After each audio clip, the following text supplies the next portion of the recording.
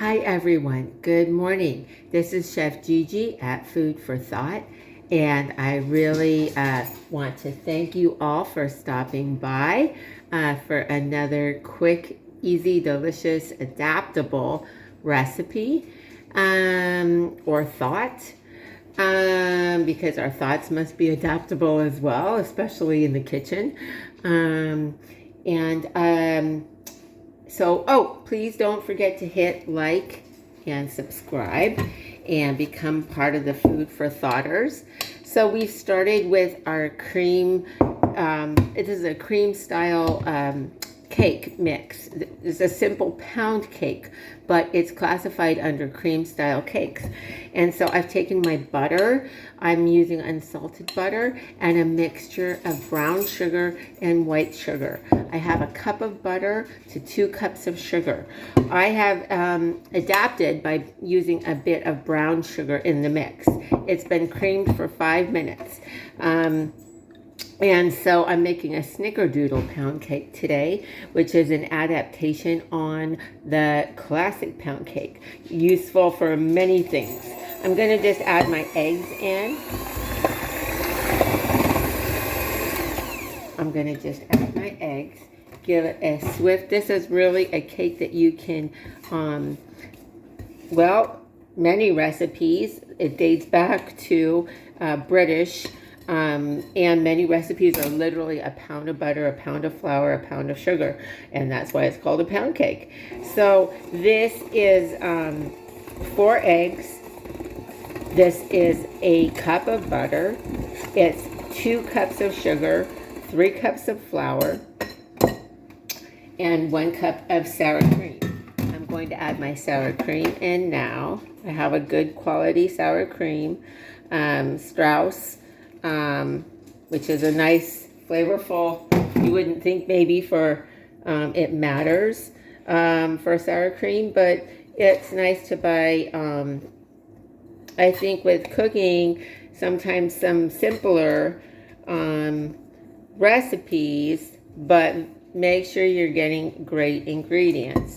I have here basically white flour, but I could be using a mixture, and I do, and I'm going to show you in a moment for many of my recipes. I'm going to give it a quick beat over here to keep it clean. I'm going to do it down here, but I might use a mixture of whole wheat flour. Sometimes I use coconut flour, oat flour,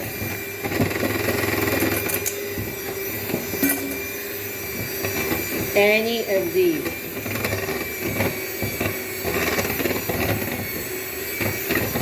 This is going to be a very thick batter. It's almost not what one would think of for a cake batter. And you can see, and it is very thick. As a pound cake should be though. This is again a cream style cake method. So it's a very thick mixture. I have over here prepared a variety of options, muffins. For my loaf tin, I always like to bake in parchment paper. So I have a loaf tin, but I have taken my parchment paper and I have cut strips. 1 strip is going to fit the length of the pan. And I'll take my other strip, which I have lightly sprayed, but you don't necessarily need to, really. Things are going to stick, especially in pans that are chipped or old or just, And so I'm going to take the other strip of paper and then place it in. And this is going to give a professional finish to the cake. And so for slicing, I use it for catering or I sell them.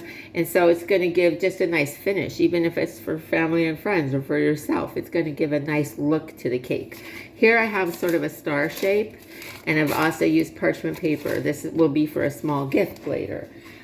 So I just wanted to show you a variety of different, and then I'm just going to For portion control, it's always nice to use the same thing over and over. So I'm just here to give you some ideas for at home, not just baking and cooking, but life from the kitchen. Because I trained in another time and space. For any of my students out there who might be watching, they know that. So I trained in Europe. I went to the Cordon Bleu, and it was just a different time with culinary arts, you know. There was a fine dining market. Nowadays, there's not. I mean, there is, but it's really, really changed with COVID and beyond. Okay, so that's just a start. But I just wanted to show you, it's nice to have in the kitchen. You can become very adaptable. So I have just, each one is going to, you know, they're going to be the same size when they come out. But you can take this base, and again, it's a cup of butter, it's a cup of sour cream, 2 cups of sugar, 3 cups of flour, 1/2 teaspoon baking powder, 1/2 teaspoon baking soda, and 4 eggs, and a pinch of salt. Although I'm doing some salt-free baking here because people at home aren't eating salt. So, you know, adapt again. It's a very good basic pound cake recipe that I use in many different ways. This I have turned into a snickerdoodle pound cake by adding 3 tablespoons of cinnamon.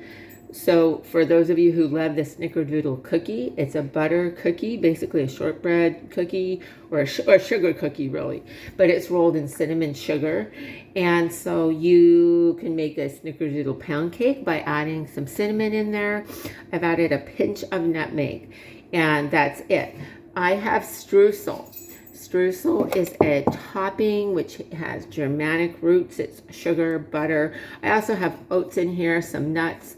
Many of you have eaten this on or made it, you know, or on breakfast pastries. But I can just, for example, give things a little bit more interesting touch by just putting some, you know, it's going to bake right on. It's going to bake right onto the muffin. So lastly, before I go, I just want to show you what I have from this simple recipe. I have been able to adapt it into, I have a blueberry streusel muffin. I have a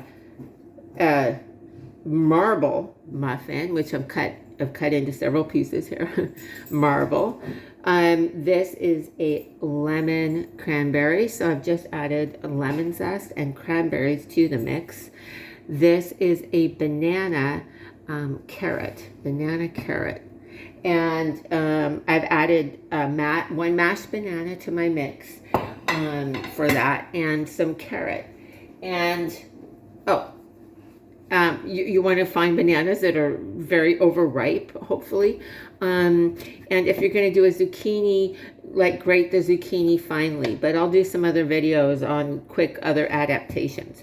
I just wanted to get started with this today to show you an example of how you can make a delicious all butter pound cake and have that as sort of your canvas. And you can keep adapting it and using it in different ways. So I'm going to finish doing these. I'm going to get them into the oven. I bake it at 375. For the muffins, I go up to 380. But I'll talk about times and temperatures in another video. But you're going to bake a muffin generally maybe 15 to 17 minutes. The loaf pan is going to be about 50 to 55 minutes at 375. And you always want to preheat your oven before you start doing the mixing. Okay, so thank you so much, and I really appreciate it. Come on by again. Hit those likes and subscribes for Food for Life. This is Chef Gigi, and thanks again. I hope you have a wonderful day. Happy baking, happy life. Okay, love you all. Have a great one. Bye-bye.